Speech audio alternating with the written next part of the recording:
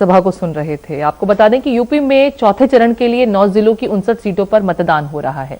3 बजे तक मत प्रतिशत अगर बात की जाए तो 49.89% तक मतदान हुआ। जिलेवार मतदान परसेंटेज इस प्रकार है। पीलीभीत में 54.83%, लखीमपुर खीरी में 52.92%, सीतापुर में 50.33%, हरदोई में 46.29%, उन्नाव में 47.29%, लखनऊ में 47.62%, रायबरेली में 50.84%, बांदा में 50.08%, फतेहपुर में 52.60% तक मतदान हुआ है। तो यूपी में 3 बजे तक अगर मतदान के प्रतिशत की बात की जाए तो 50 के आंकड़े को पूरा नहीं कर पाया था। हालांकि समय क्योंकि अभी है, शाम 6 बजे तक मतदान होना है, तो उम्मीद ये की जा रही है कि कम से कम ये आंकड़ा 64 से 65% तक तो जाना ही चाहिए।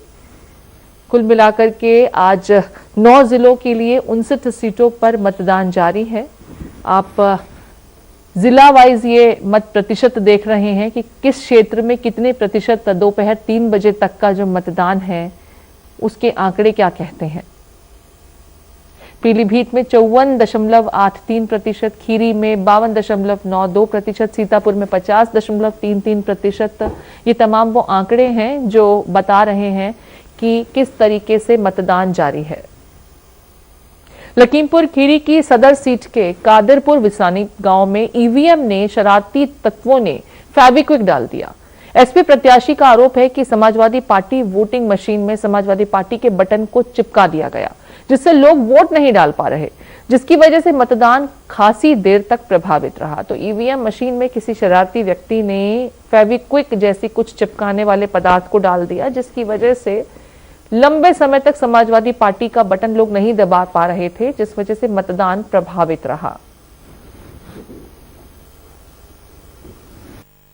अभी लखीमपुर विधानसभा में एक कंप्लेन आई थी हमारे पास ट्विटर के माध्यम से कि एक ईवीएम मशीन में ग्लू लगाकर किसी एक पर्टिकुलर पार्टी के बटन को चिपका दिया गया था। तत्काल उस ईवीएम मशीन को चेंज कर दिया गया है। मतदान बिल्कुल शांतिपूर्वक वहां चल रहा है। जो आरोपी व्यक्ति उसके खिलाफ तहरीर प्राप्त करके उसके खिलाफ मुकदमा पंजीकृत कर विधिक कार्रवाई की जा रही है।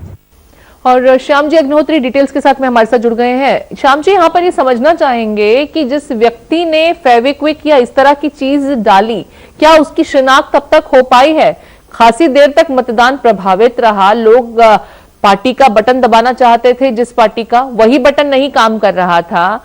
इसे किस तरीके से देखा जाए, और जो वहां पर सिक्योरिटी के लिए लोग होंगे, वहां पर चेकिंग होती है, फ्रिस्किंग होती है, तमाम अरेंजमेंट से होकर के ही किसी व्यक्ति को मतदान करने के लिए जाने दिया जाता है। क्या इंतजामात में कहीं कोई कमी थी, लापरवाही हुई, या फिर किसी की मिली भगत की वजह से ऐसा मुमकिन हो पाया?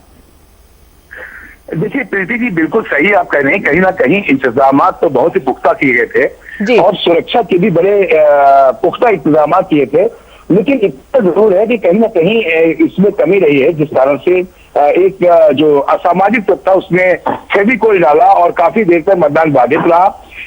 पुलिस अधीक्षक ने बयान दिया है अभी, जो उन्होंने कहा है कि एक व्यक्ति को हिरासत में लिया गया है। एक व्यक्ति नहीं, कई लोगों से पूछताछ चल रही है और जिला अधिकारी ने और पुलिस अधीक्षक ने मिलकर एक टीम का गठन किया है जो ये तहकीकात करेगी कि ये जो घटना हुई है, ईवीएम मशीन के ऊपर फेविकोल डाला गया है, इस घटना में क्या कहानी है, क्या राज है, कौन से लोग हैं, कौन से तत्व है जिन्होंने मतदान को बाधित किया है। जी प्रीति जी, यहाँ पर मैं एक चीज समझना चाहूंगी कि अगर किसी मतदाता ने मतदान के दरमियान वो फेविक्विक डाला होगा, उसके बाद ही आगे के लोगों को समझ आया होगा कि वो जिस पार्टी का बटन दबाना चाहते हैं वो नहीं दब रहा है, क्योंकि कोई भी व्यक्ति दूसरा अगर किसी अन्य पार्टी के लिए वोट डाल रहा है तो वो बटन तो दूसरे टच नहीं करेगा।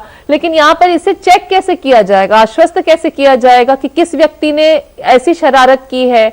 चेकिंग क्यों नहीं हुई थी, फ्रिस्किंग क्यों नहीं हुई थी? इसको लेकर के पुलिस की तरफ से कोई जानकारी नहीं दी गई क्या? देखिए प्रीति जी, बहुत बड़ी बात आप कह रही हैं, बहुत बड़ा मुद्दा भी आप बोल रही हैं। निश्चित तौर पर कहीं ना कहीं सुरक्षा में सेंध है और निश्चित तौर पर जिन लोगों को ट्रेनिंग दी गई, ब्रीफिंग की गई थी, उसमें ये नहीं बताया गया था, सिर्फ बताया गया था मोबाइल अंदर ले जाना प्रतिबंधित है, लेकिन शायद पर्स और इन चीजों को नहीं देखा गया। और कहीं ना कहीं ये जरूर दर्शाता है कि एक व्यवधान उत्पन्न हुआ है। और बहुत से इसके पहलू जो आप इन चीजों को बता रही हैं कि बाधित रहा मतदान, कई पहलू है। तो जो बात अभी थोड़ी सी अधीक्षक कह रहे थे कि एक व्यक्ति को हिरासत में लिया गया, जो हमारे सूत्र हैं, समय के सूत्र हैं, एक नहीं कई लोगों से पूछताछ की जा रही है। बिल्कुल, इस घटना की जानकारी मिलने से पहले जितने लोगों ने वोटिंग की होगी वो रिकॉर्ड तो होगा ही वहां पर चुनाव आयोग के अधिकारियों के पास, उसके आधार पर ही अब उन लोगों से पड़ताल की जा रही होगी। लेकिन सबसे बड़ा सवाल तो यही है कि क्योंकि आप जब अपने मत के अधिकार का प्रयोग करते हैं उस वक्त वो ईवीएम बूथ जो होता है वो पूरा कवर्ड होता है, आप देख नहीं सकते हैं, क्योंकि उस एरिया को ही सिर्फ कैमरे की कवरेज से दूर रखा जाता है। तो ऐसे में ये पता लगा पाना कि मशीन में आकर के फेविक्विक जैसी कोई चिपकने वाले पदार्थ को किस व्यक्ति ने उड़ेलने का काम किया ताकि समाजवादी पार्टी का बटन आगे जो वोटर्स हैं वो न दबा सकें, इससे फिल्टर करना अपने आप में एक बड़ी चुनौती होगी। फिलहाल तमाम जानकारियों के लिए